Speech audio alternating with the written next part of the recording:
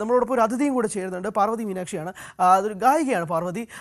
കാരണം കഴിഞ്ഞ ദിവസം പൃഥ്വിരാജിൻ്റെ ഏറ്റവും വലിയൊരു ഹൈപ്പിൽ റിലീസാവുന്ന ഒരു സിനിമയാണ് വിലായത് ബുദ്ധ. വിലായത് ബുദ്ധയുടെ ടീസറൊക്കെ പുറത്തു വന്നതിന് ശേഷം വലിയ രീതിയിലുള്ള ഒരു തരംഗം സോഷ്യൽ മീഡിയയിൽ ഒട്ടാകെ തന്നെ ഉണ്ടായി. കഴിഞ്ഞ ഒരു ദിവസം മുമ്പ് അതിലൊരു പാട്ട് റിലീസ് ചെയ്തിരുന്നു. പാട്ട് ജേക്സ് ബിജോയാണ് സംഗീതം ചെയ്തിരിക്കുന്നത്. വിജയ് യേശുദാസിനൊപ്പം പാർവതിയാണ് ആ പാട്ട് ആലപിച്ചിരിക്കുന്നത്. സോഷ്യൽ മീഡിയയിൽ വളരെയധികം തരംഗമാണ്. കാരണം ഒരു ദിവസം കൊണ്ട് 10 ലക്ഷം വ്യൂ ആണ് യൂട്യൂബിൽ നിന്ന് മാത്രം ആ ഗാനം നേടിയെടുത്തിരിക്കുന്നത്. ഇപ്പോൾ ജേക്സ് ബിജോയ് ട്രെൻഡിങ് ആണല്ലോ. ലോകയൊക്കെ ശേഷം ജേക്സ് ബിജോയുടെ അടുത്ത ഒരു പ്രോജക്റ്റിന് വേണ്ടിയിട്ട് കാത്തിരിക്കുന്ന സിനിമാ പ്രേക്ഷകരും കൂടിയുണ്ട്. എന്തായാലും ജേക്സ് ബിജോയുടെ ഈ ഒരു സംഗീത സംവിധാനത്തിൽ നിന്ന് ഈ ഒരു പാട്ട് വന്നതിന് ശേഷം സോഷ്യൽ മീഡിയയിലും വളരെയധികം ട്രെൻഡിംഗ് ആണ്. ഇൻസ്റ്റാഗ്രാം റീൽസിലും ഇത് നിറഞ്ഞു നിൽക്കുന്ന ഒരു സാഹചര്യവും കൂടിയുണ്ട്. എന്തായാലും ആ പാട്ട് ഏതാണ്, പാട്ട് നമുക്കൊന്ന് കണ്ടിട്ട് വരാം. ഇവിടെ ഈ അമ്മ സമാധാനം തരത്തില്ല. നമുക്ക് പുറത്തെവിടെയെങ്കിലും പോയി നല്ല കാറ്റൊക്കെ ഉണ്ട്. കാറ്റ് നല്ല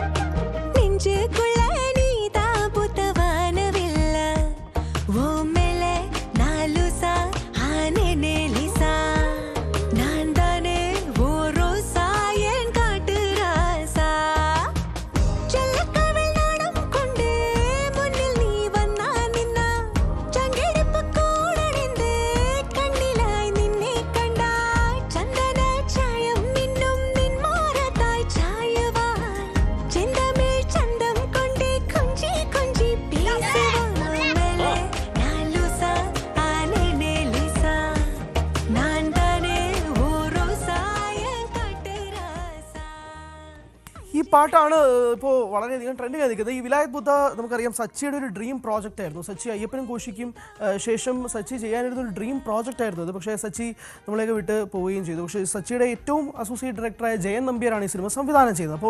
അപ്പോൾ തൊട്ട് തുടങ്ങിയ ഒരു വലിയ പ്രതീക്ഷയും ആകാംക്ഷയൊക്കെയാണ് നിൽക്കുന്നത്. നമ്മൾ സിനിമയുടെ വിശേഷങ്ങളും നമ്മൾ ഈ പാട്ടിലെ വിശേഷങ്ങളുമാണ് നമ്മൾ മെയിൻലി കോൺസെൻട്രേറ്റ് ചെയ്ത് പോകുന്നത്. നമ്മൾ ഇപ്പോൾ നിങ്ങൾ ഈ കേട്ട ശബ്ദമില്ലേ, ഈ ശബ്ദത്തിന് പിന്നിലുള്ള ആൾ ആരാണ് എന്നുള്ളതാണ് ഞാൻ പ്രേക്ഷകർക്ക് പരിചയപ്പെടുത്തുന്നത്. പാർവതി മീനാക്ഷി എന്നോടൊപ്പം ചേരുകയാണ്. ഹായ് പാർവതി. ഹായ്, നമസ്കാരം, ഗുഡ് മോർണിംഗ്. ഹായ്, നമസ്കാരം. ഞാനും പാർവതി ഫ്രണ്ട്സ് ആണ് കേട്ടോ. പ്രേക്ഷകരോട് കൂടെ കുറെ വർഷങ്ങളായിട്ടുള്ള പരിചയമാണ്. കുറെ കാലം തൊട്ടേയുള്ള ഫ്രണ്ട്സ് ആണ്. സത്യം, കുറെ നാൾക്ക് ശേഷമല്ലേ നമ്മളൊന്ന് കണ്ടുമുട്ടുന്നത്. ഇത് പാട്ടും കൂടെ ഒരു ഭാഗമായി എന്നുള്ളതാണ്. എന്തായാലും Parvathy, congratulations first of all. ഈ പാട്ട് ഞാൻ പറയുന്നത് ഒരു ജേക്സ് ബിജോയുടെ സംഗീതത്തിൽ വരുന്ന ഒരു പാട്ട് അത് ആലപിക്കാൻ കഴിയുന്നതിനേക്കാൾ ഉപരി ഇപ്പം ജേക്സ് ബിജോയ് ഇപ്പോൾ മലയാള സിനിമയിൽ തന്നെ ഒരു വലിയൊരു ട്രെൻഡിങ് ആയിട്ട് നിൽക്കുന്ന ഒരു രീതിയിൽ നിൽക്കുകയാണ്. How was the recording session? Recording session എങ്ങനെ ഉണ്ടായിരുന്നു? അത് അറിയാനുള്ള ഒരു ആഗ്രഹത്തിലേക്ക് ഞാൻ ആദ്യം ചോദ്യം അത് തന്നെ മുന്നോട്ട് വയ്ക്കാം. റെക്കോർഡിംഗ് സെഷൻ ഭയങ്കര ഫൺ ആൻഡ് ബ്യൂട്ടിഫുൾ ആയിരുന്നു. കാരണം ഞാൻ ജേക്ക് സാറിനൊപ്പം നേരത്തെയും വർക്ക് ചെയ്തിട്ടുണ്ട്. ബട്ട് അതൊരിക്കലും ഫിസിക്കലായിട്ട് പ്രസന്റ് ആയി അവിടെ ഈ സെഷനിൽ എനിക്ക് ഭാഗമാവാൻ കഴിഞ്ഞിട്ടില്ലായിരുന്നു. ഇവിടെ തന്നെ പാടി അയച്ചു കൊടുക്കുകയായിരുന്നു ഞാൻ ചെയ്തത്. ബട്ട് ഇത് ആദ്യമായിട്ട് ജേക്ക് സാറിനെ ഞാൻ കാണുമ്പോൾ ജേക്ക് സാറിന്റെ കൂടെ റെക്കോർഡിംഗ് സെഷനിൽ എനിക്ക് നിൽക്കാൻ പറ്റി. And it was such a beautiful moment. കാരണം Jake sir is magical. What do I even say about Jake sir? Magical ആണ് പുള്ളി. അപ്പം പുള്ളി വന്നു പിന്നെ കുറച്ച് തമിഴിന്റെ ഒക്കെ കുറച്ച് ലിറിക്സിന്റെ കറക്ഷൻസും അങ്ങനെയൊക്കെ ലൈക്ക് ഷടമേന്നാണ് പുള്ളി എല്ലാം നോട്ട് ചെയ്തെല്ലാം പറയുന്നത്. And he also knows that techniques. ഇങ്ങനെ സിംഗറിന് എന്ത് ടെക്നിക്ക് പറഞ്ഞു കൊടുത്താൽ അവർക്ക് നന്നായിട്ട് പെട്ടെന്ന് ചെയ്യാൻ പറ്റും, പെട്ടെന്ന് ഗ്രാസ്പ് ചെയ്യാൻ പറ്റും, എല്ലാം പുള്ളിക്കാരന് അറിയാം. So it was an amazing session. And more than that, നമ്മുടെ ഈ സെഷൻ നടന്ന സമയത്ത് ജയൻ നമ്പ്യാർ സാറും അവിടെ പ്രസന്റ് ആയിട്ടുണ്ടായിരുന്നു. അപ്പോ ജയൻ നമ്പ്യാർ സാർ എന്നോടൊപ്പം പറഞ്ഞു, ഞാൻ സാരിഗമപ്പയിൽ ഉണ്ടായിരുന്നല്ലോ ഈ വർഷം 2024. അപ്പോ ആ സമയം എന്റെ ഏതൊരു പെർഫോമൻസ് കണ്ടിട്ടാണ് ജയൻ സാർ എന്നെ റെക്കമെൻഡ് ചെയ്തു എന്നാണ് പറഞ്ഞത്. അങ്ങനെ Jake sir also contacted me. So I was very happy to be there. Parvathy, ഇപ്പോൾ നമ്മളിപ്പോൾ സരിഗമപ്പയൊക്കെ സംസാരിക്കുമ്പോൾ പോലും അത് ഇപ്പോൾ പലർക്കും ഉണ്ടാകുന്നത് ഇവിടുത്തെ സരിഗമപ്പയാണോ? പക്ഷെ അങ്ങ് ബോളിവുഡിലാണ്, അങ്ങ് പോയി അവിടെ നിന്നുള്ള ഫൈനലിസ്റ്റും കൂടിയാണ്. ആ റിയാലിറ്റി ഷോയുടെ ബാക്ക്ഗ്രൗണ്ടിൽ നിന്ന് പാർവതി വരുന്നു. ഇപ്പോൾ വിലായത് ബുദ്ധയാണ് പ്രേക്ഷകർക്ക് പരിചയപ്പെടുത്തി കഴിഞ്ഞത്. ഇപ്പോൾ നേരത്തെ ഒരു ബോളിവുഡ് സിനിമ റിലീസായിരുന്നു, പരം സുന്ദരി എന്നാണ് ചിത്രത്തിൻ്റെ പേര്. സിദ്ധാർത്ഥ് മൽഹോത്ര, ജാൻവി കപൂർ എന്നിവർ പ്രധാന വേഷങ്ങളിലെത്തിയ സിനിമയാണ്. ആ സിനിമയെ പറ്റി അറിയാത്തവരാരും ഉണ്ടാവില്ല. ആ സിനിമയുടെ ഏറ്റവും ബാങ്ങർ സോങ് ആലപിച്ചതും പാർവതിയാണ്. പാർവതിയുടെ ഒരു മലയാളം ട്രെൻഡ് പാട്ട്, അത് ഞാനിപ്പോൾ നമ്മൾ ഈ 10 ലക്ഷം ഒന്നുമല്ല, അത് എത്ര വ്യൂ പോയി പാർവതി? അത് ഐ തിങ്ക് 14 to 15 മില്യൺ വരെ 14-15 മില്യൺ പോയല്ലോ. അപ്പോൾ അത് സത്യമായ വളരെ ട്രെൻഡിങ് ആയ ഒരു പാട്ടാണ്. അത് ജാൻവി തന്നെ ഒരു മലയാളിയായിട്ടാണ് പോർട്രേ ചെയ്യുന്നത്. ആ മലയാളി വേർഷനായിട്ടാണ് പാർവതി ആ പാട്ടിൽ ആലപിച്ചത്. ഞാൻ നേരിട്ട് പറഞ്ഞിട്ടില്ല പാർവതി, അത് അടിപൊളിയായിരുന്നു കേട്ടോ, പറയാതിരിക്കാൻ. അതും കൂടി ഈ ഒരു അവസരത്തിൽ പറയുന്നത്. ഇപ്പോൾ വിജയ് യേശുദാസിനൊപ്പം അല്ലേ ഈ പാട്ട് ആലപിക്കുന്നത്? ഞാൻ പറയുന്നത് ഈ പാട്ടിലെ പോർഷൻസിൽ ത്രൂ ഔട്ട് പാർവതിയാണല്ലോ. വിജയ് യേശുദാസിന് ആകെ എനിക്ക് തോന്നുന്നു 3-4 വരികൾ മാത്രമേ ഉള്ളൂ എന്നാണ് ഞാൻ തോന്നുന്നത്. അങ്ങനെ വരുന്നത് തന്നെ വളരെ റെയറാണ്. അനുപല്ലവിയില് ഒരു രണ്ട് ഭാഗം വരുന്നുണ്ട്. ഓക്കെ, എന്നാൽ പാർവതി നമുക്കൊന്ന് നേരിട്ട് ആ റെക്കോർഡിംഗ് സെഷനിൽ നിന്നൊന്നും അല്ലാതെ ജസ്റ്റ് നമ്മുടെ പ്രേക്ഷകർക്ക് വേണ്ടിയിട്ട് ലൈവായിട്ടൊന്ന് പാടാവോ? തീർച്ചയായിട്ടും. 5 നാട്ടുകള്ള ആസക്കള്ള നെഞ്ചുക്കുള്ള നീതാ പുതവാനവില്ല വോമലെ നാലുസ ആനി നീലിസ நான் தானே ஒரு சாய காட்டுராசா ചിലക്കമേലാണം കൊണ്ടേ മുന്നിൽ നീ വന്നാ നിന്നാ ചങ്കെടുപ്പ് കൂടണെന്തേ കണ്ണിലായി നിന്നെ കണ്ട ചന്ദന ചായം മിന്നും നിന്മാരത്തായി ചായുവാൻ ചിന്തമേ ചന്തം കൊണ്ട് കൊഞ്ചി കൊഞ്ചി പേസുവാനുമലെ നാലുസ ആനി നീലിസ നാന്ദനേ ഒരു സായ കാട്ടുരാസ. പൊളി നമ്മൾ ആ പാട്ട് സത്യം പറഞ്ഞാൽ അത് ആ ഒരു രീതിയിൽ നമ്മൾ യൂട്യൂബിലൊക്കെ കേൾക്കുമ്പോഴും പിന്നെ ഇൻസ്റ്റാഗ്രാമിലും വൈറലായിട്ട് നിൽക്കുകയുള്ളൂ. ഞാൻ പറയുന്നത് ഈ ഇൻസ്റ്റാഗ്രാം വൈറലാകുന്നത് പാർവതിക്ക് ആദ്യത്തെ അനുഭവമല്ലല്ലോ. ഈ പറഞ്ഞ പോലെ ആ സരിഗമപ്പയിലെ പല റീൽസും അല്ലാണ്ട് തന്നെ വളരെയധികം ട്രെൻഡിങ് ആകുന്നുണ്ട്. ആൻഡ് അവിടുത്തെ ജഡ്ജിങ് പാനലിനെ പറ്റി ഒന്ന് പറയാം. നമുക്ക് അവിടുത്തെ ഗായകരെ പറ്റിയുള്ള വിശദാംശങ്ങളൊന്നും നമുക്ക് അധികം ഇവിടെ കിട്ടാറില്ല. അവിടുത്തെ അനുഭവങ്ങളും അവിടുത്തെ കാര്യങ്ങളൊക്കെ ഒന്ന് പറയാമോ? തീർച്ചയായിട്ടും. അവിടെ ആക്ച്വലി നമ്മൾ ടോപ്പ് 12 കണ്ടസ്റ്റൻസ് ആയിരുന്നു ഉണ്ടായിരുന്നത്. എവ്രി വൺ ലൈക്ക് ഭയങ്കര നല്ല ചാലഞ്ചിങ് പേഴ്സണാലിറ്റി ഉള്ള എല്ലാം കണ്ടസ്റ്റൻസ് ആയിരുന്നു. അവിടെ ജഡ്ജിങ് പാനലില് നമുക്ക് ടീം വൈസ് ആയിരുന്നു.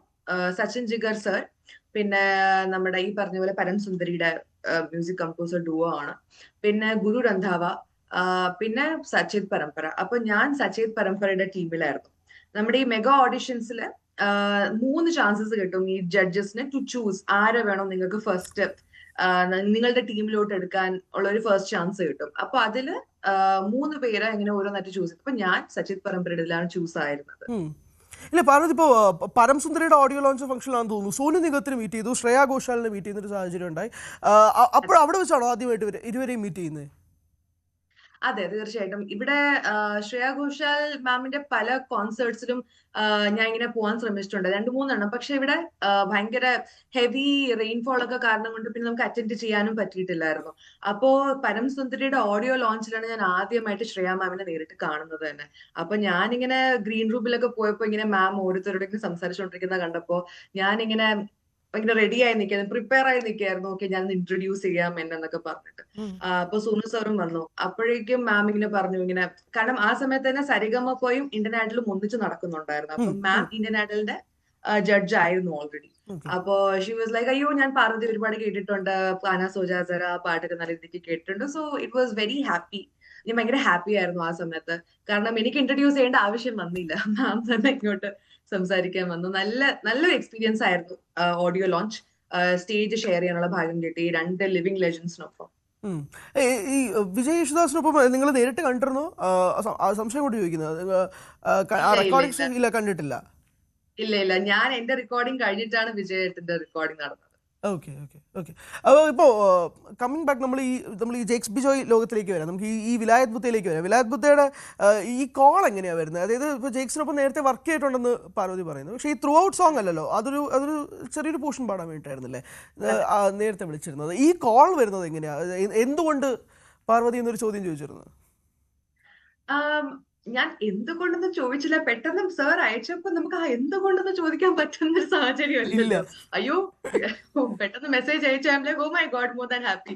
അപ്പൊ അതിന് റീസൺ ഒന്നും ചോദിക്കാൻ പോയില്ല. ബട്ട് യെസ്, എനിവേസ് സാർ ഇങ്ങനെ എനിക്ക് ഇൻസ്റ്റയിൽ മെസ്സേജ് അയച്ചിരുന്നു, ഇങ്ങനെ പാർവതി നമുക്കൊരു പാട്ട് ട്രൈ ചെയ്യണമെന്ന് പറഞ്ഞിട്ട്. അപ്പൊ ഞാനാണെങ്കിൽ അയ്യോ ഈ ഒരു നിമിഷത്തിന് വേണ്ടി കാത്തിരിക്കുമായിരുന്നു ഓപ്പറേഷൻ ജാവയ്ക്ക് ശേഷം. പിന്നെ ഉടൻ തന്നെ നെക്സ്റ്റ് ഡേ സാറിന്റെ അസിസ്റ്റന്റ് ഒക്കെ വിളിച്ചു, ഡോൺ വിൻസെന്റ് ആയിട്ട് വിളിച്ചിരുന്നു. പാട്ടൊക്കെ ഷെയർ ചെയ്തു. അങ്ങനെ പാട്ട് പാടി അയച്ചു കൊടുത്തു. And then they said that കൊച്ചിയിൽ വരാൻ പറ്റുമോ എന്നൊക്കെ ചോദിച്ചു. അങ്ങനെ ഞാൻ പെട്ടെന്ന് കൊച്ചിയിലോട്ടൊക്കെ പോയി. പിന്നെ റെക്കോർഡിംഗ് സെഷൻ നടന്നപ്പോഴാണ് ഞാൻ നേരത്തെ പറഞ്ഞ പോലെ തന്നെ ജയൻ സാർ അവിടെ ഉണ്ടായിരുന്നു, ജയൻ നമ്പ്യാർ സാർ ഉണ്ടായിരുന്നു. അങ്ങനെ പുള്ളി പറഞ്ഞു സാരിഗമപ്പ അതിന്റെ വീഡിയോ കണ്ടപ്പോൾ എനിക്ക് തോന്നി ഈ ഒരു പാട്ടില് പാർവതിയുടെ വോയിസ് ചിലപ്പം സൂട്ട് ആകും. അങ്ങനെയാണ് ഞാൻ ജെയ്ക്സിനോട് പറയുന്നത്, ജെയ്ക്സ് സാറിനോട് പറയുന്നതും പിന്നെ പാർവതിയെ വിളിക്കുന്നതും എന്നാ പറഞ്ഞത്. So this is how the process to place. അപ്പോൾ സംവിധായകനാണ് ജെയ്ക്സ് ബിജോയോട് ലൈക്ക് പറയുന്നത്, കമ്മ്യൂണിക്കേറ്റ് അതെ. ഓക്കെ മനസ്സിലായി. ഈ വിലായത് ബുദ്ധയ്ക്ക് മേലുള്ള പ്രതീക്ഷകൾ എന്താണ് പാർവതി? ഞാൻ ഈ സിനിമയുടെ ടീച്ചറൊക്കെ കണ്ടു കാണുമെന്ന് ഞാൻ വിശ്വസിക്കുന്നു. പാട്ട് ഓബ്വിയസ്ലി കണ്ടിട്ടുണ്ടാവും. സച്ചി സാറിൻ്റെ ഡ്രീം പ്രോജക്റ്റാണ്. നമുക്ക് ആ പടം ഈ സിനിമയ്ക്ക് വേണ്ടിയിട്ടുള്ളൊരു വേറൊരു ഓഡിയൻസിൻ്റെ കാത്തിരിപ്പുണ്ട്. കാരണം ഇതൊരു വളരെ ഇമോഷണൽ ആയിട്ട് എടുക്കുന്ന ആളുകളുണ്ട് ഈ സിനിമ. പൃഥ്വിരാജിന് പോലും ഈ സിനിമ വളരെ ഇമോഷണൽ ആയിട്ടൊരു സിനിമയും കൂടിയാണ്. What are your expectations? Just ഒരു അറിയാൻ വേണ്ടിയിട്ടുള്ള ഐ തിങ്ക് ഇപ്പോ എല്ലാം റെസ്പോൺസ് ഒക്കെ കാണുമ്പോ ടീസർ ആയാലും പിന്നെ നമ്മുടെ ഓഡിയോസ് BGMs ആയാലും നമ്മുടെ പാട്ടായാലും നോക്കുമ്പോ I think it's gonna B A hit എന്നാ തോന്നുന്നു എനിക്ക്. കാരണം എല്ലാ റെസ്പോൺസ് കാണുമ്പോ എല്ലാവരും ഭയങ്കര പ്രതീക്ഷയോടാണ് കാത്തിരിക്കുന്നത്. സോ ഐ റിയലി നോ, അല്ലെങ്കിൽ I really hope that it turns out to be a blockbuster. വരുന്ന പ്രോജക്റ്റുകൾ എന്തെങ്കിലും അങ്ങനത്തെ എന്തെങ്കിലും ചർച്ചകൾ നടക്കുന്നുണ്ടോ? എനിത്തിങ് അങ്ങനെ എന്തെങ്കിലും പുതിയ പാട്ടുകൾ പ്ലേ ബാക്ക് ആയിട്ട് അങ്ങനെ എന്തെങ്കിലും നടക്കുന്നുണ്ടോ? ഇതാണ് ഇപ്പൊ നിലവിൽ നിൽക്കുന്നത്. ബാക്കി ഇനി വഴിയെ ദൈവം സഹായിച്ച് കിട്ടട്ടെ. കിട്ടട്ടെ.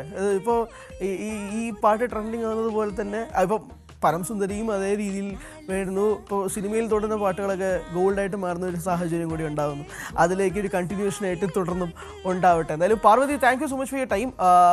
പങ്കെടുത്തതിൽ, നമ്മുടെ പ്രേക്ഷകരോട് സംസാരിച്ചതിൽ, പാട്ട് പാടിയതിൽ, തുടർന്നും അങ്ങോട്ടൊരു ഗംഭീരമായ ഒരു ജേർണി ഉണ്ടാവട്ടെ എന്ന് ആത്മാർത്ഥമായി ആഗ്രഹിക്കുന്നു. Thank you so much Parvathy, thank you so much for your time. Thank you so much. Yes, അപ്പോൾ അത് തന്നെയാണ് നമ്മൾ സൂചിപ്പിച്ചതുപോലെ തന്നെ ആ ഒരു വളരെ ഇമോഷണൽ ആയിട്ടൊരു സിനിമയും കൂടിയാണ് വിലായത് ബുദ്ധ. സിനിമ പ്രേക്ഷകർക്ക് വളരെയധികം കണക്ട് ചെയ്യാൻ പറ്റും ആ ഒരു കാര്യം. കാരണം അത്രയും വലിയൊരു പ്രതീക്ഷയിൽ നിൽക്കുന്ന ഒരു സിനിമയും കൂടിയാണ്. ആ സിനിമയിലെ ഈ ഒരു ഗാനവും കൂടി വളരെ ട്രെൻഡിങ് ആയതുകൊണ്ടാണ് പാർവതിയെ അതിഥിയെ ക്ഷണിക്കുകയും ചെയ്തത്. എന്തായാലും